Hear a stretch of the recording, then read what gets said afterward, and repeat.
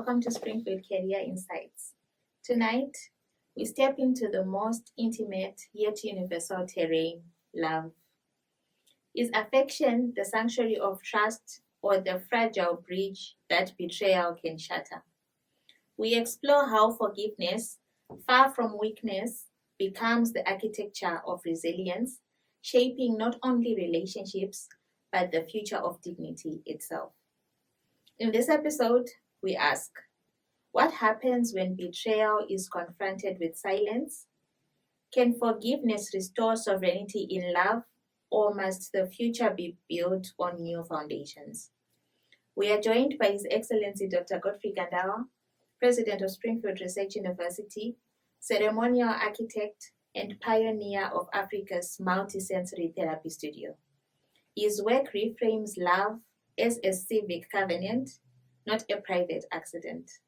Welcome, President. We are honored to host you. Thank you, Dr. Advocate. At Springfield, we believe that love is not merely emotional, it is sovereign. Affection must elevate dignity. Betrayal must be diagnosed. And forgiveness must be chosen as the pathway to a future where relationships strengthen, not sabotage. Thank you, Professor. Professor, what makes affection the cornerstone of human connection? Thank you, Advocate. So, affection is not a passing gesture. It is the sovereign language of the heart. It is the invisible architecture that binds two souls into dignity. When affection flows, it becomes the fortress of resilience, the sanctuary of trust, the melody that steadies the storms of life. Without affection, love is a contract without warmth, a covenant without breath. Affection is the seed from which loyalty grows, the light that makes forgiveness possible, the dignity that makes betrayal unbearable. Advocate, you must understand that affection is not sentiment, it is sovereignty. It is the foundation upon which the future of love is built. Thank you, Professor. How does betrayal truly manifest in relationships beyond the narrow idea of infidelity? Thank you, Advocate. So betrayal is the silent erosion of trust. It begins with neglected promises, with affection withheld, with words that wound instead of heal. It hides in dishonesty, in concealed emotions, in the shadows of secrecy. It is the unanswered call, the forgotten commitment, the deliberate silence that turns love into loneliness, the theater of pretense. Infidelity is but one chapter in betrayal's book. The deeper story is abandonment, when one partner ceases to honor the covenant of dignity. Betrayal is the fracture of the invisible spine that holds love upright. It is the moment when affection becomes performance, when loyalty becomes illusion, when promises turn to dust. Lies take root, and pretending becomes a pattern. And yet, betrayal is diagnostic. It reveals whether love was built on sovereignty or on sentiment. And Advocate, betrayal is not only the breaking of vows, it is the breaking of vision. Thank you, Professor. Why does betrayal cut deeper than ordinary conflict? Thank you, Advocate. So, conflict is the clash of ideas. Betrayal is the collapse of identity. Conflict can be resolved with dialogue, compromise, and patience. It is the storm that passes when two hearts choose to listen. But betrayal is different. It pierces the covenant.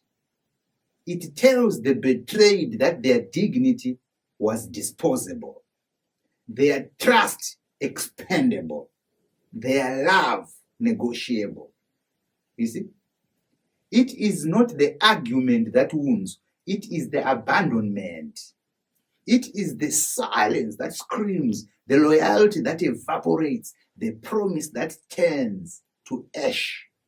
Betrayal cuts deeper because it is not about disagreement. You see? It is about disloyalty. You are disloyal. It is the moment when the one who vowed to protect becomes the one who wounds. The guardian becomes the violator. The fortress becomes the fracture. And that invasion of trust is more devastating than any quarrel because it rewrites identity itself. So conflict says we differ. Betrayal says you do not matter. Conflict can be healed with patience. Betrayal requires resurrection of dignity. Advocate, betrayal is not merely the breaking of vows, I repeat. It is the breaking of vision, the collapse of sovereignty, the theft of tomorrow by yesterday's disloyalty. Thank you, Professor. Can trust once broken ever be fully restored? Thank you, Advocate. So, trust, once broken, is like shattered glass. It can be pieced together. But the cracks remain. Restoration requires more than apologies. It demands accountability, transparency, and time.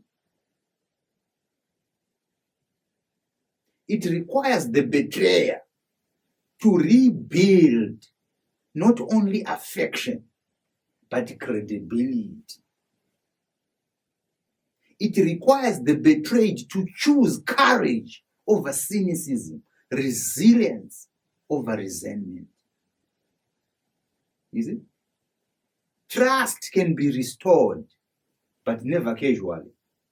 It must be rebuilt brick by brick with honesty as a mortar and consistency as a stone. And even then, the memory of fracture remains as a warning, a scar, a lesson etched in the covenant of love. So it's costly to betray because it is difficult to erase it. Advocate, trust can rise again, I say, but only through the sovereign discipline of accountability. Is it? Importantly, in most cases, the betrayer seeks forgiveness immediately and forcefully. You will see this. They say, I have apologized. Therefore, I must be forgiven. That's what they do. They want you to forgive them nyalo nyalo, like now.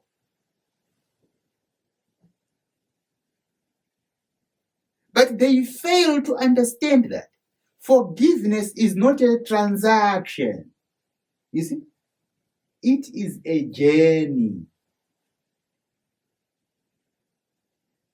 The wounded must forgive at their own time, after healing, after dignity has been what? Has been restored. Forgiveness cannot be demanded. It must be earned. Sometimes it takes seasons, not moments. If you see them saying to you, no, I've forgiven you, they are lying. They are pretending. Because forgiveness takes seasons, not moments. Sometimes it requires the betrayer to labor, to prove, to rebuild. Trust is not restored by words. It is restored by works. So I say, the betrayer must work hard to be trusted again. For forgiveness is not the gift of apology. It is the crown of accountability. Thank you, Professor. Professor, is forgiveness a sign of weakness, or can it be a sovereign act of resilience? So thank you, Advocate. No, forgiveness is never weakness. It is sovereignty in motion. Weakness clings to wounds, but resilience releases them. So forgiveness is the architecture of tomorrow. It declares, I will not let yesterday dictate my destiny. It is the sovereign act of reclaiming dignity from betrayal, of refusing to be defined by pain. So to forgive is not to excuse. It is to elevate. It is the courage to rebuild, the wisdom to restore, the discipline to choose continuity over collapse. And don't forget, forgiveness is not surrender. It is sovereignty. It is the crown worn by those who refuse to be conquered by wounds. The anthem of those who choose tomorrow over yesterday. But let us be clear. Forgiveness is not equal to forgetting. I repeat this. Forgetting erases history. You see? Forgiveness transforms it. Forgetting denies the wound. Forgiveness dignifies it. Forgetting is silence. Forgiveness is sovereignty. So I say, forgiveness is the sovereign bridge that carries us forward, but memory remains the sentiment that guards against repetition. Together, they ensure that love is not naive, but resilient, fortified by wisdom, elevated by dignity, and crowned with sovereignty. Thank you, Professor. How do cultural traditions shape the way couples handle betrayal? Thank you, Advocate. So, culture is the silent architecture of reconciliation. In African traditions, betrayal is never treated as a private fracture. It is a communal wound. Families, elders, and councils step in, not to shame, but to restore. So, forgiveness is often framed as strength, as continuity, as the preservation of lineage and dignity. Yet culture can also conceal betrayal, urging silence where truth is needed. You see? So I say, culture must be diagnostic. It must elevate forgiveness as resilience, but never excuse betrayal as tradition. So the sovereign future of love requires culture to be a healer, not a jailer. Thank you, Professor. Let's take a break and listen to a song called Hearts Don't Lie in Harmony.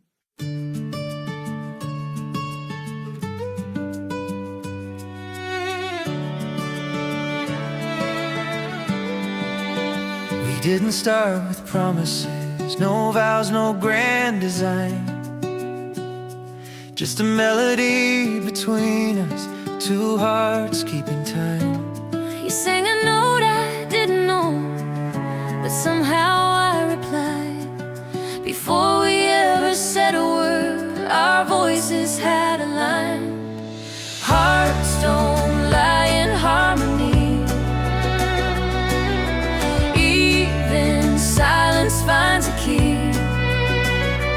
Temecula, now West End, Wasabi. Your truth was tuned to mine. Hearts don't lie when they sing in time.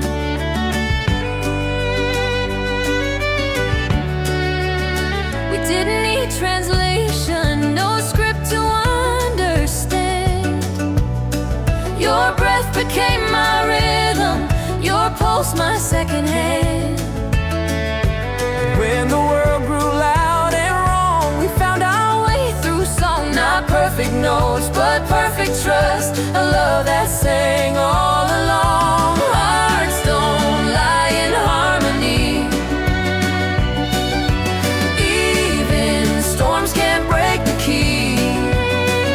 Ni es endlich yako. In every line we ever wrote. Hearts don't lie when they sing what they know.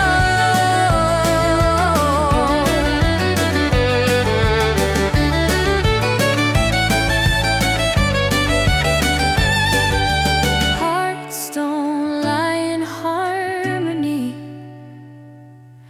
Even the storms can't break the king. Ahí es la inclusio Jacob. In every line we ever wrote, hearts don't lie When they sing what they know.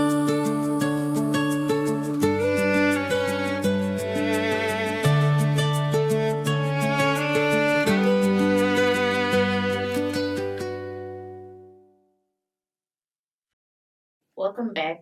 Let's continue with our discussion. Can betrayal ever lead to growth, or is it always destructive? Thank you, Advocate. So betrayal is a wound, but wounds can become wisdom. When confronted with honesty, betrayal becomes diagnostic.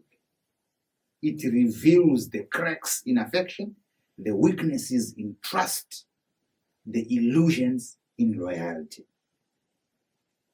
Growth emerges when couples choose to rebuild, not retreat.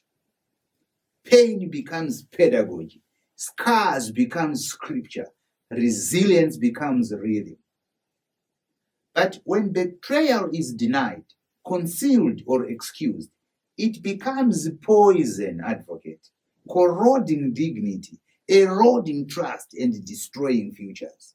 So, Advocate, betrayal is destructive when ignored, but transformative when confronted. It is the fire that can either consume or refine. Thank you, Professor. What practical steps can couples take to rebuild after betrayal? Thank you, Advocate. So, rebuilding after betrayal is not casual. It is ceremonial.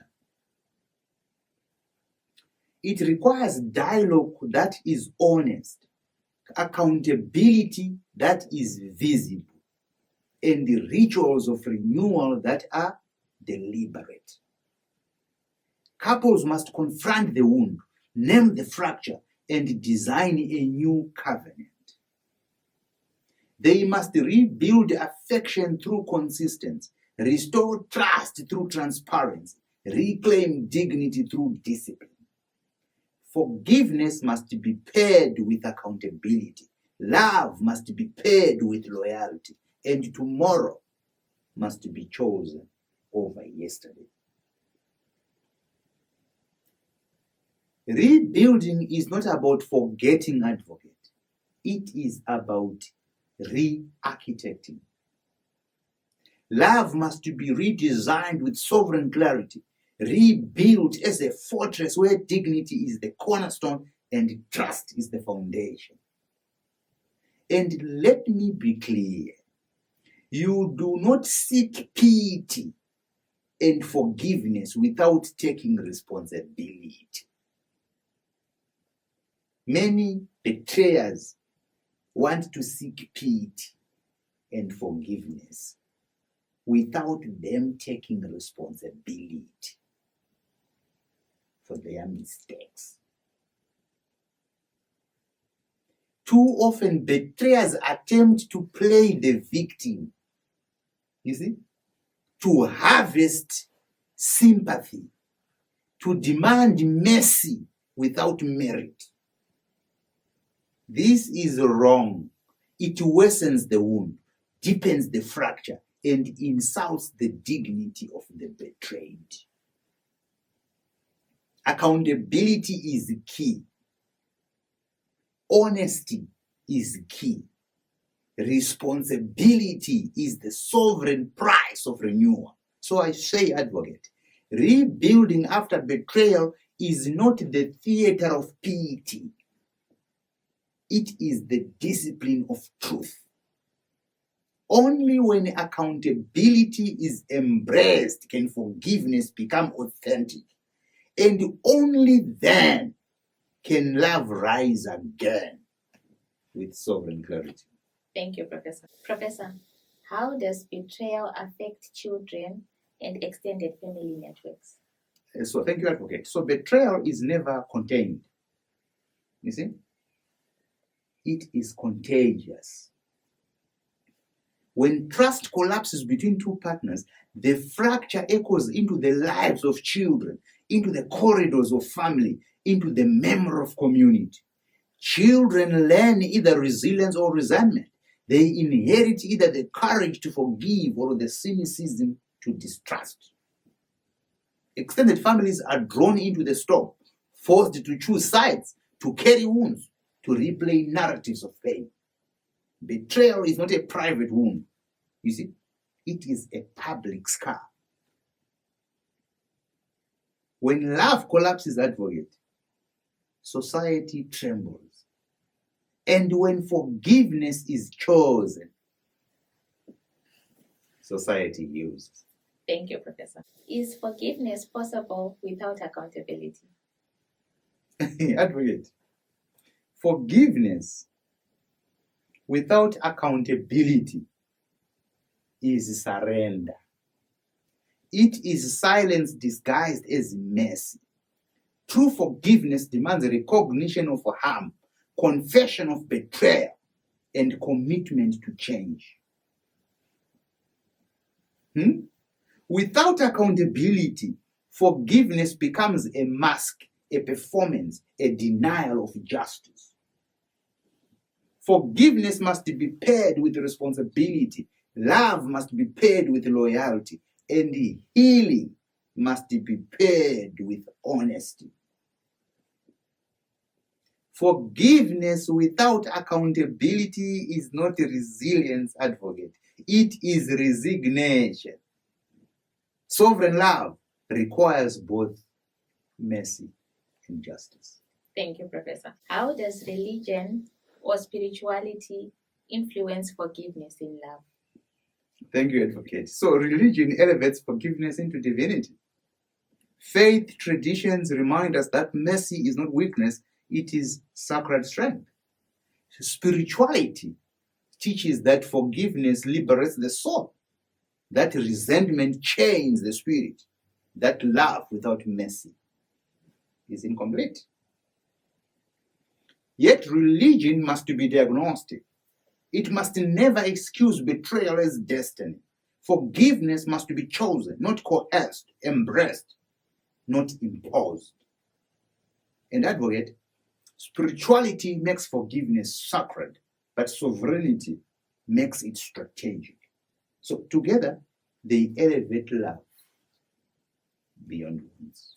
Thank you, Professor. What lessons can society learn from couples who overcome betrayal? Thank you, advocate. So couples who overcome betrayal teach us that resilience is not denial. It is reconstruction. They show that wounds can become wisdom, that scars can become scripture, that pain can become pedagogy. They remind us that forgiveness is not forgetting. It is choosing tomorrow over yesterday. Society learns that betrayal is not the end. It is the test. And those who pass it become architects of dignity, guardians of resilience, sovereign witnesses to the power of love. Thank you, Professor. How does forgiveness shape the future of love in a fractured world? Thank you, Advocate. So, forgiveness is the bridge between fracture and future. It transforms wounds into wisdom, betrayal into resilience, pain into pedagogy. In a fractured world, forgiveness becomes the architecture of continuity.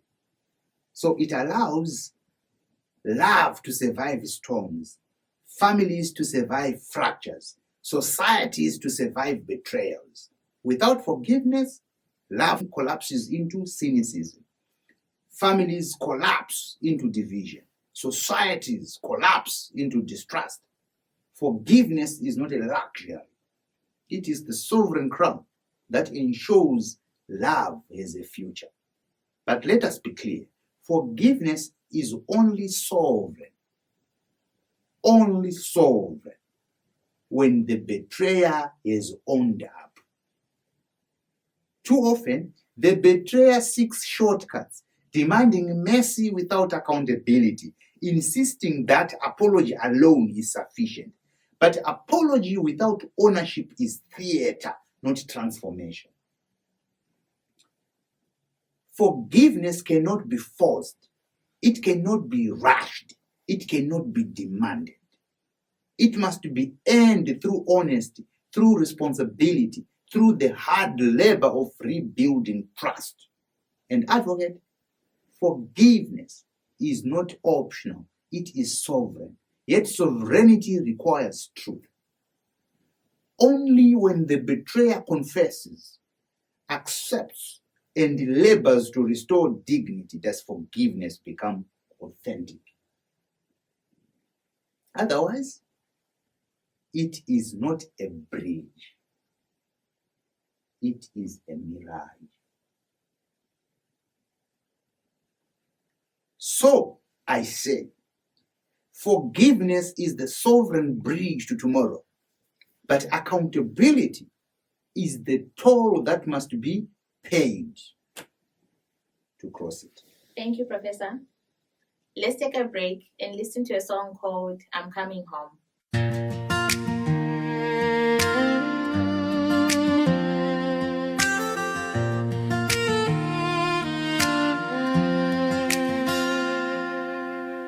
I crossed the miles, I braved the skies. Your voice was the compass, your love the prize. The city lights faded, the silence grew, but every heartbeat whispered, I'm coming to you. I kept the fire, I held the space. Your name was the rhythm in every place. The door is open, the table's laid. Come back to the promise we never betrayed. No more waiting, no more doubt. The road is clear, the stars are out. I'm coming home to the arms that know, to the vows we made, to the love that grows. No storm, no time, no road too long. Nyabuya stand wasami, I'm coming home.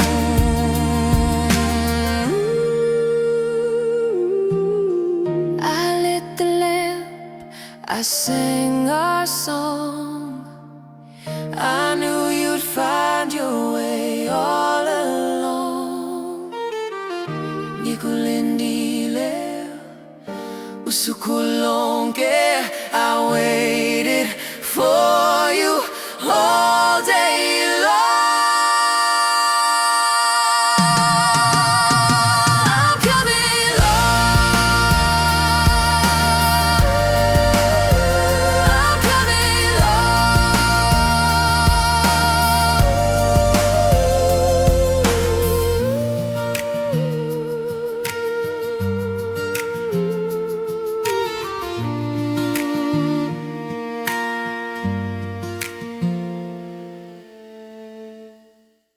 Welcome back. Let's continue with our discussion. How does affection evolve when trust is tested by distance, ambition, or generational change? Thank you, Advocate. So affection is not a fragile flame that distance can extinguish. It is a sovereign fire that must be tended with vigilance.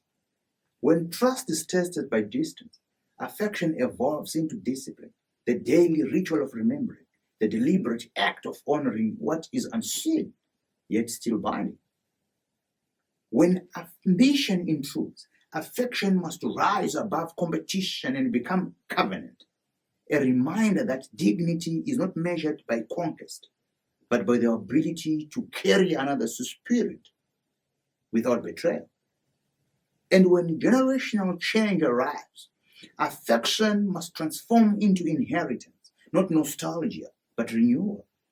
It becomes the bridge across time, teaching the young that love is not accident, but architecture, not indulgence, but resilience. That affection, when tested, does not collapse.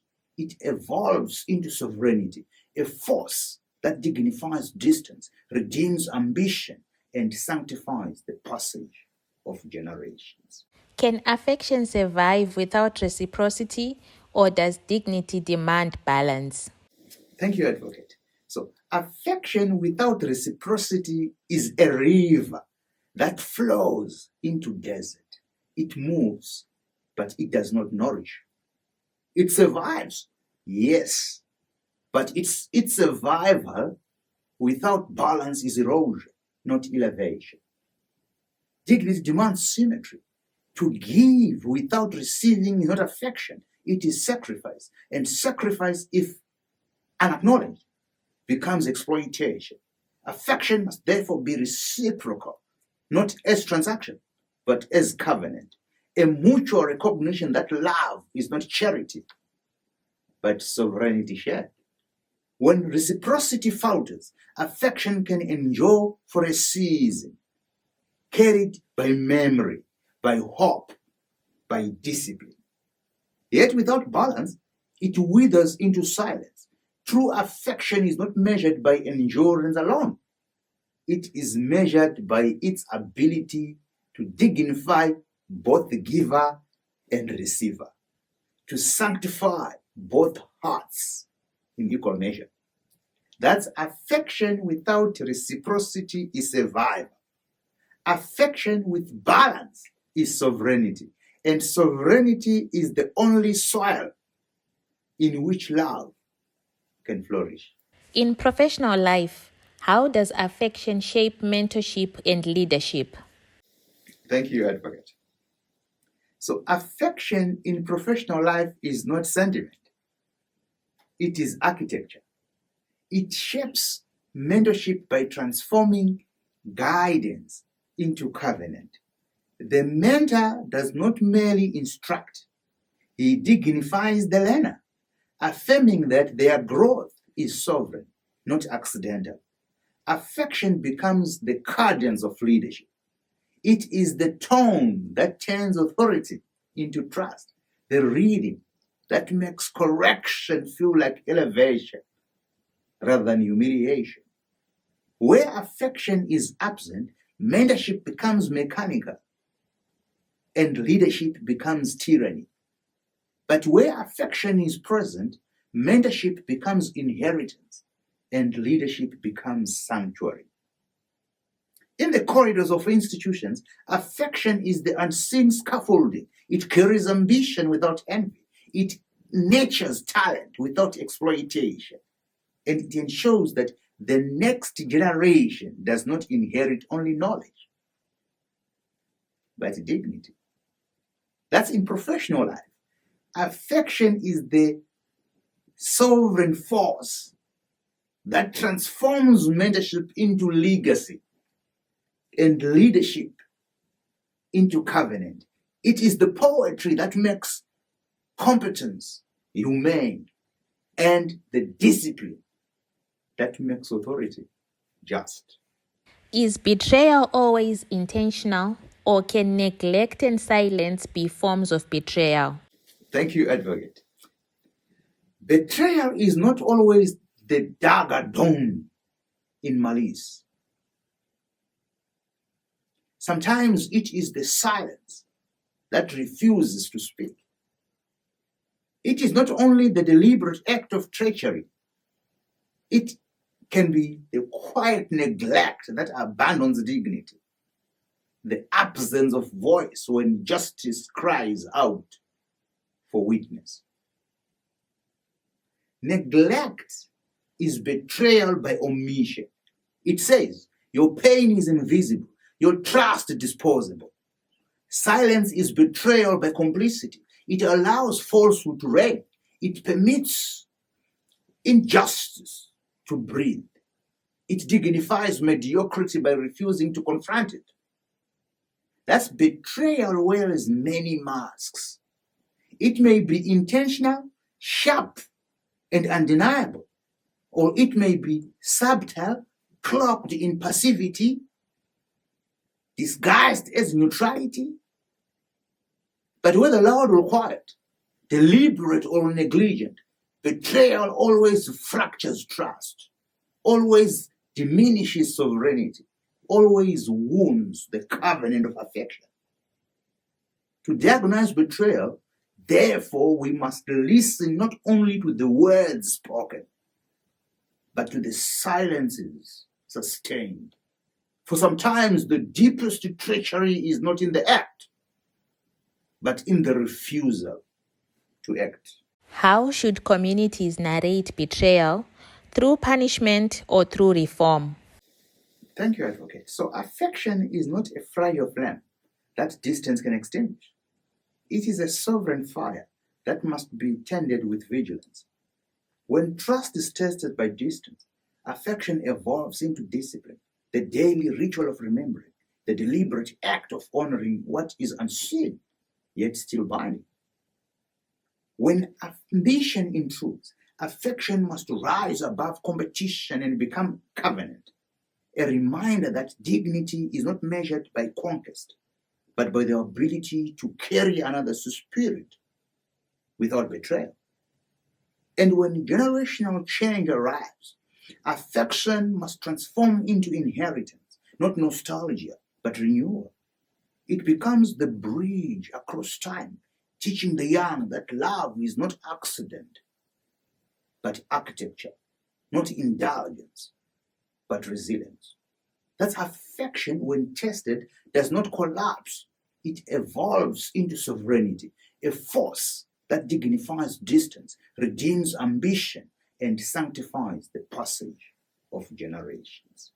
What lessons can institutions learn from personal betrayal in building resilient systems? Thank you, Advocate. So, affection without reciprocity is a river that flows into desert. It moves, but it does not nourish. It survives, yes, but its survival without balance is erosion, not elevation. Dignity demands symmetry. To give without receiving is not affection, it is sacrifice. And sacrifice, if unacknowledged, becomes exploitation. Affection must therefore be reciprocal, not as transaction, but as covenant. A mutual recognition that love is not charity, but sovereignty shared. When reciprocity falters, affection can endure for a season, carried by memory, by hope, by discipline. Yet without balance, it withers into silence. True affection is not measured by endurance alone. It is measured by its ability to dignify both the giver and receiver, to sanctify both hearts in equal measure. That's affection without reciprocity is survival.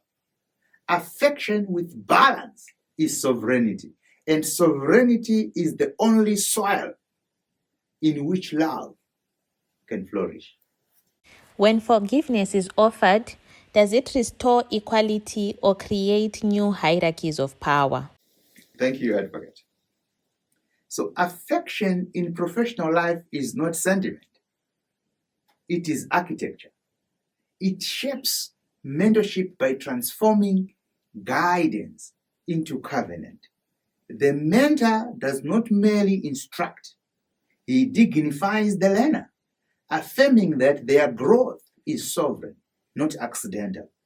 Affection becomes the cadence of leadership.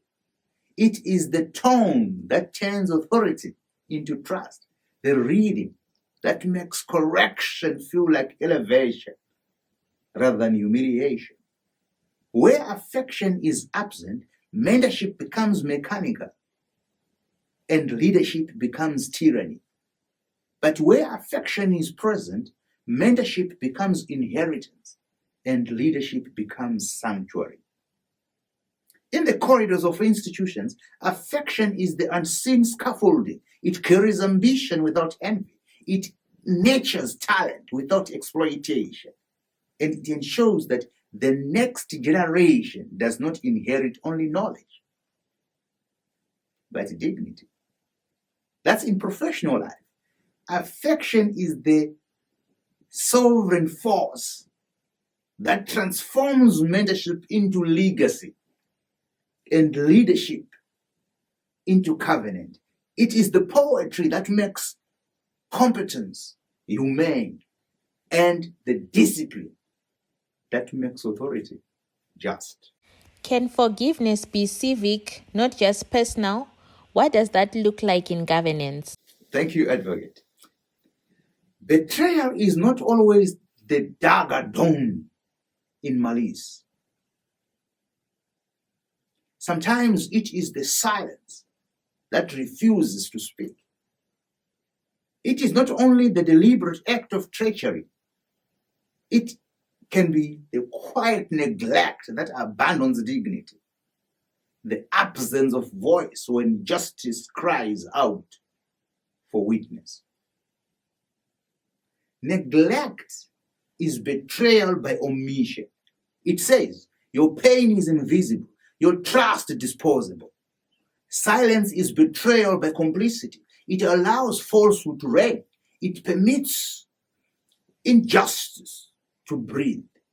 It dignifies mediocrity by refusing to confront it. That's betrayal wears many masks. It may be intentional, sharp, and undeniable, or it may be subtle, cloaked in passivity, disguised as neutrality. But whether loud or quiet, deliberate or negligent, betrayal always fractures trust, always diminishes sovereignty, always wounds the covenant of affection. To diagnose betrayal, therefore, we must listen not only to the words spoken, but to the silences sustained. For sometimes the deepest treachery is not in the act, but in the refusal to act. Wow, this is amazing. Let's take a commercial break and stay tuned. At Springfield Research University, we don't teach to pass exams, we encode futures. Grounded in Education 6.0 and powered by STEMA, science, technology, engineering, mathematics, medicine and automation, we deliver modular, sovereign learning across undergraduate, master's and doctoral programs. Explore our prospectus, where every curriculum is designed to STEMatize every discipline, dignify local authorship, and credential transformative knowledge. Be STEMatized, be sovereign. Here, knowledge is authored, not borrowed. Curriculum is credentialed, not copied. Every graduate becomes an architect of transformation. With 2 annual intakes, March and September, the path to innovation is always open. From the logic of automation to the soul of indigenous intelligence, SRU is where tomorrow is designed. Springfield isn't just a university, it's an epicenter of epistemic dignity. Join the movement. Study where learning governs itself. Springfield Research University, the globe is here. Where are you? Welcome back. Let's continue our discussion. How does forgiveness differ when it is private versus when it is public? Thank you, Advocate. Communities must decide whether betrayal is a wound to be punished or a lesson to be reformed. Punishment speaks in the language of retribution. It declares that dignity has been violated and justice must be restored through consequence. Yet punishment alone risks becoming theater. It satisfies anger, but may not heal the covenant. Reform, by contrast, speaks in the language of renewal. It does not excuse betrayal, but it transforms it into curriculum. It asks, how do we prevent this fracture from repeating? How do we rebuild trust, not as nostalgia, but as architecture?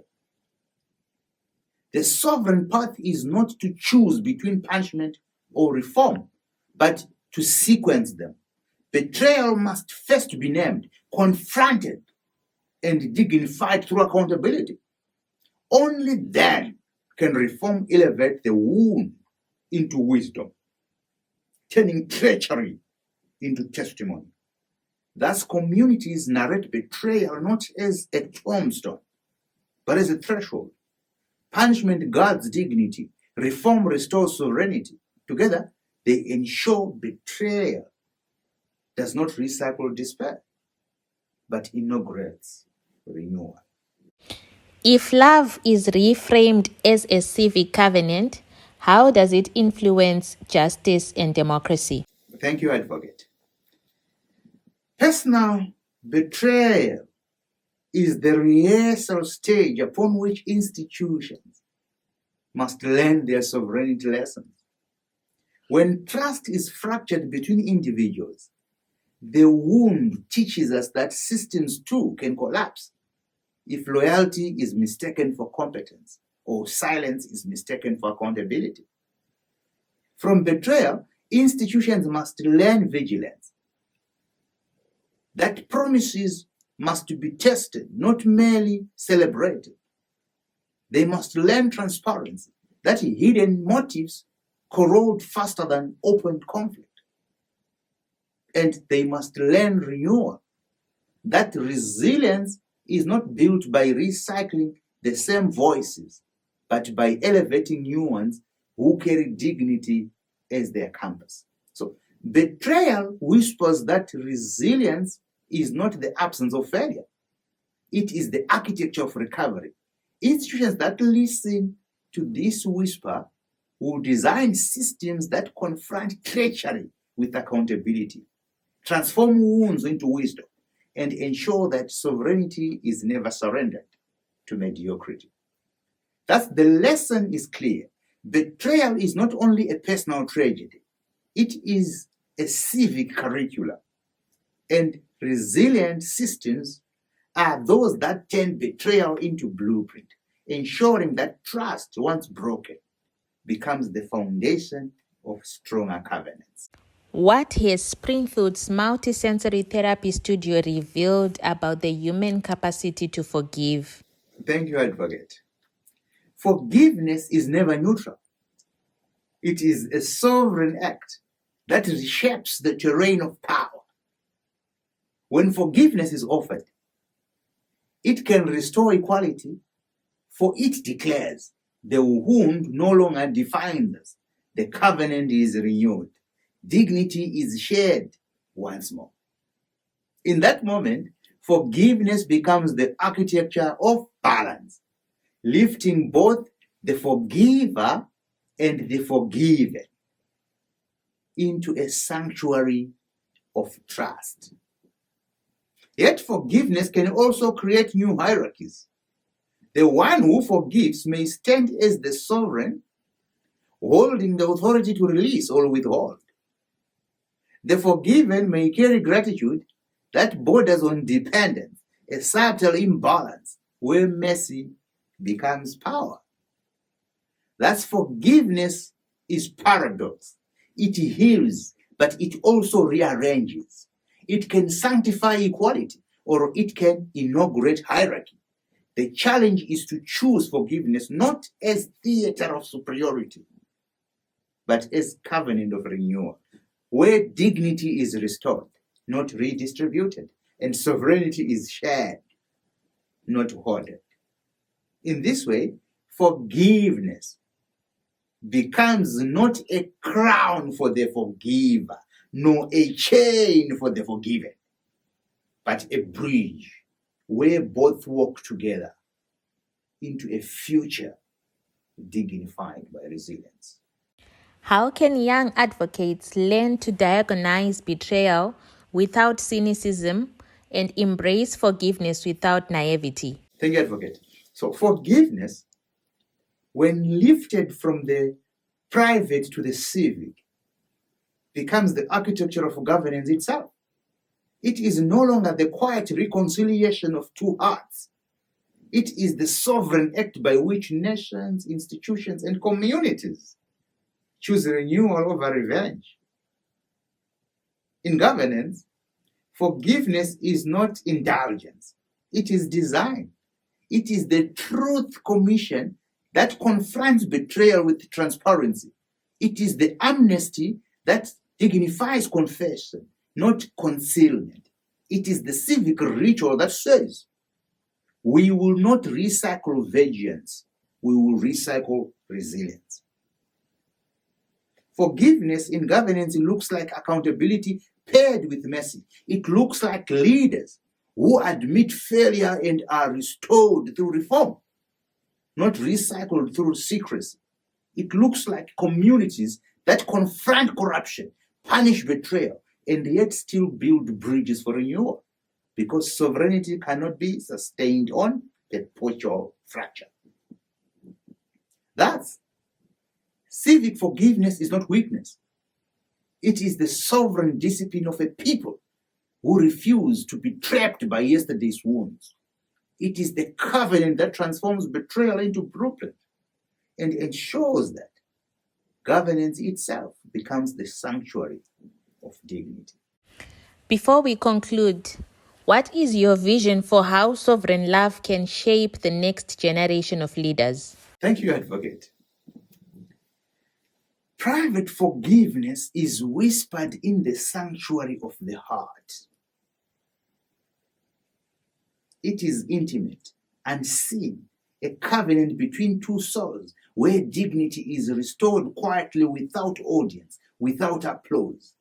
It heals the wound in silence, allowing affection to breathe again.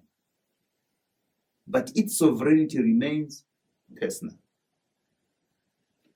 Public forgiveness, by contrast, is theater and testimony. It is spoken before communities, institutions, nations. It does not only reconcile individuals, it instructs society.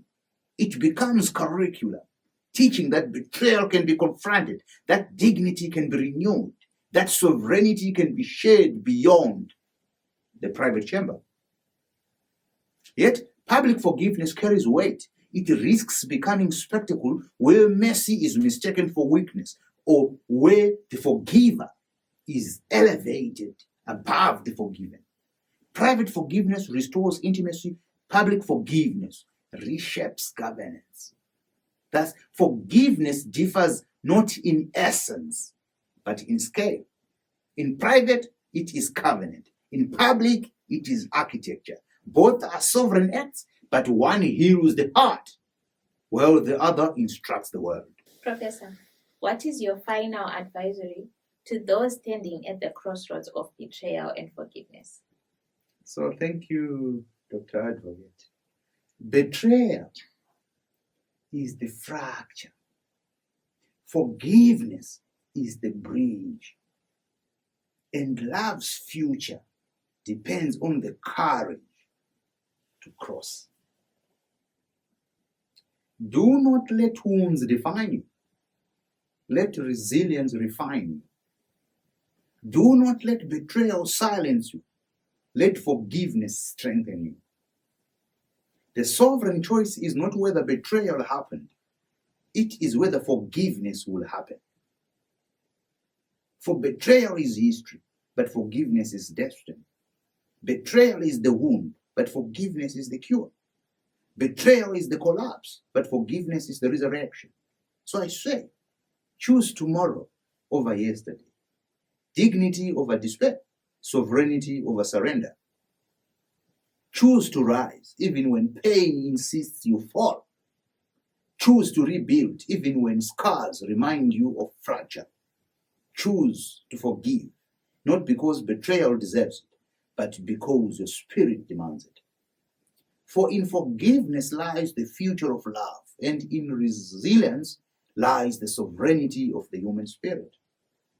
Forgiveness is the anthem of continuity. Resilience, the crown of sovereignty. Together, they ensure that love does not end in fracture, but begins anew in strength. Thank you, Advocate, for your.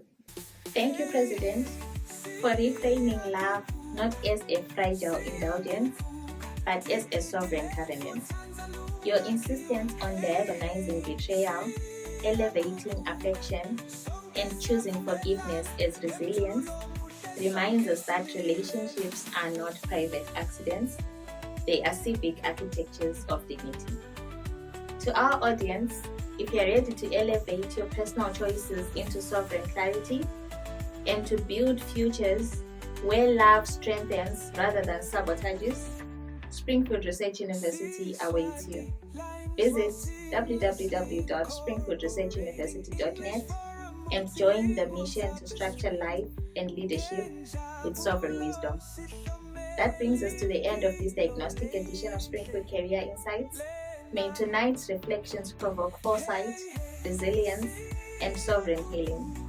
I am Clarence, your host. Good night.